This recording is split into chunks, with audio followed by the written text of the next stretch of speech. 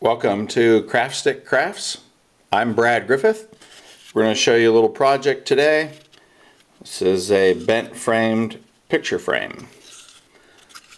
So when you can buy these frames at the craft store, hobby store, and then while you're there, don't forget to buy all of the embellishments, paint brushes, stickers, rivets, all sorts of doodads to put that accessories on there, the bling part.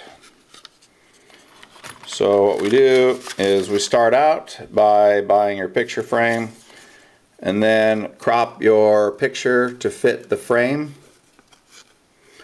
and then cut it so that it fits inside this particular spot here.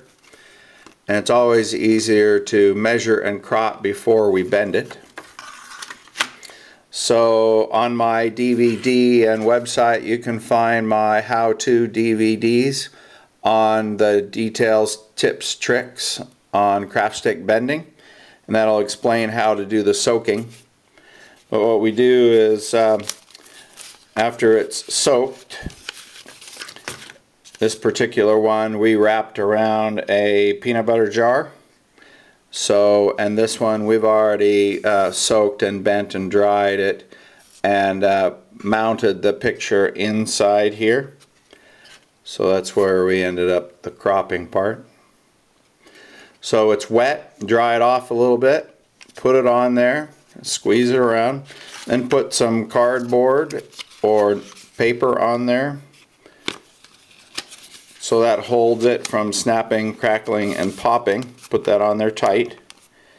And then I like to use a shoelace, and you wrap that in there nice and tight, which is a little more difficult at this point. But the other thing we like to do is use rubber bands. Those are a little more user-friendly.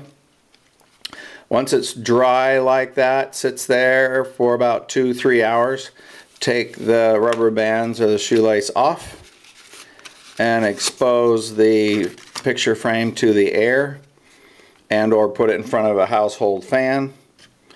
And be sure to put your rubber bands back on or your shoelace.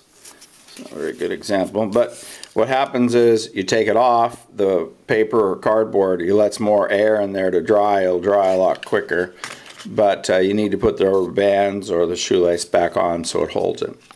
When it is dry, usually just overnight, take that away, take your pre-cut picture and run a bead of glue around the picture frame, put that picture in there, give it a little clamping going on.